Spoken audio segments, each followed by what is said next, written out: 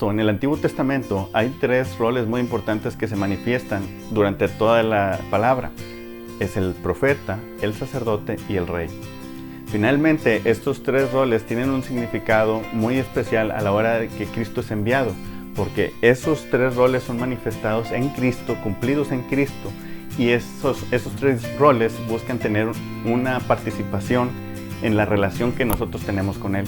Cristo viene a nosotros como profeta, Cristo viene a nosotros como sacerdote, Cristo viene a nosotros como rey.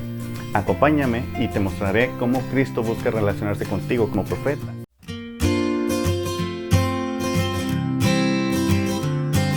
Hola amigos, cuando hablamos de Jesús, hablamos del cumplimiento de la promesa de Dios para venir y traer salvación a toda la humanidad. Cuando vemos el Antiguo Testamento, podemos ver que hay tres figuras claves que aparecen durante todo el proceso de la historia del pueblo judío. Unos son los profetas, otros son los sacerdotes y otros son los reyes. Es bien interesante ver cómo estos personajes tomaban un rol importante dentro de la obra que Dios tenía para su pueblo y cómo sus planes van avanzando y cómo utiliza a estas personas a través de su palabra. Cuando Cristo viene, desempeña exactamente los mismos tres roles, pero a un nivel diferente. Finalmente, Él viene como profeta, Él viene como sacerdote y Él viene como rey. Es bien importante que podamos nosotros identificar a Jesús en estos tres roles, porque al final de cuentas podemos entender de una forma más clara lo que Él viene a hacer en nuestra vida y la obra que Él está haciendo en cada uno de nosotros. El día de hoy me voy a enfocar en el profeta. Cuando ustedes ven el Antiguo Testamento, el profeta es un enviado, es un ungido de Dios. Sí, es un enviado de Dios para que la gente conozca la palabra de Dios, la verdad de Dios, su voluntad. Y normalmente es una persona que es enviada a una nación, a un pueblo. Su rol era pararse delante del pueblo, delante de los reyes, delante de la gente y comunicar la verdad de Dios. Existían dos reacciones. Dice la palabra que a veces eran bien recibidos y a veces eran rechazados, porque los mensajes generalmente traían un tema de esperanza y un tema de arrepentimiento. El punto es que el mismo sol que derrite el hielo endurece el barro, y lo que ocurre es que la gente o lo recibía con agrado, con amor y les daba esperanza y se arrepentían, o rechazaban el arrepentimiento y buscaban hacer lo suyo propio. Entonces generalmente podía existir una situación de rechazo. En el caso de Isaías, Jeremías, prácticamente podemos ver en la palabra cómo sufría un rechazo ante la palabra que Dios les había mandado a hablar. En el caso de Jonás, cuando él habla a Nínive, el pueblo se arrepiente y Dios los perdona. Lo cierto es que Dios cumple su palabra a través de lo que los profetas venían a decir.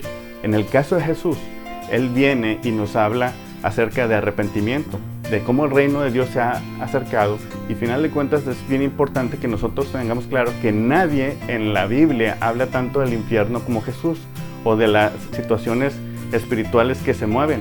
Y lo cierto es que Él nos habla de que va a llegar el momento en que al final de cuentas el juicio de Dios va a venir sobre nosotros, pero también nos da la esperanza. Él vendría a ser el sacrificio que viene a cubrir nuestros pecados y que en Él encontramos perdón. Cuando hablamos de Jesús, difícilmente nos identificamos con Él como profeta. Nos identificamos con Él como sacerdote, que lo veremos más adelante. Pero como profeta no, porque cuando profeta viene y nos habla de arrepentimiento. Nos viene a decir que nuestra condición de pecado es real y que no está bien delante de Dios, de tal forma que tenemos que arrepentirnos. Y a veces la mayoría de la gente no le gusta reconocer esa situación de pecado, esa situación de necesidad, y por otro lado prefieren verlo a Él como un buen maestro o como alguien que se preocupa por nuestras situaciones para que las arregle.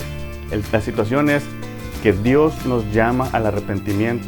Él vino a predicar salvación, pero también en el tema de salvación implica que debemos de reconocer nuestra situación de hombre, nuestra situación de pecados, y debemos de reconocer que Él es Dios y que Cristo es nuestro Señor y que Él es el sacrificio y su sangre cubre nuestros pecados. Cuando esto ocurra, realmente podamos poder nosotros relacionarnos con Dios, con Cristo, de una forma diferente. La palabra nos menciona en el Evangelio de Marcos que cuando Cristo estuvo aquí, hacía muchas sanidades, las cuales hacía con amor y atendía y servía al pueblo. Pero cuando eso empezó a crecer, también es cierto que le aclaraba a sus discípulos: tenemos que ir al siguiente pueblo porque necesito ir a predicar, porque a esto he venido. Y entonces Jesús ¿sí? Vino a la tierra, sí, para hacer un sacrificio, sí, como plan de salvación, pero también vino como profeta para decir que el día del Señor se acerca, que es importante que nos arrepentamos y que reconozcamos el señorío de Jesús en nuestra vida para que la obra de salvación sea hecha en nuestra vida. Entonces te animo, reconoce a Jesús como ese profeta que habla a tu corazón y que te está llamando al arrepentimiento. La obra de Dios se va a hacer en tu vida en ese momento. El Espíritu Santo se va a encargar también de convencerte de pecado. Y como hemos visto, todo ese trabajo, toda esa obra la hace Dios y nuestra tarea es responder. Dios ya hizo la obra, Dios ya hizo el trabajo duro. Nuestro rol en este momento es reconocer que hay necesidad en nuestra vida y el Señor va a ir trayendo cada vez más bendición y nos va a ir llevando en santificación de gloria en gloria.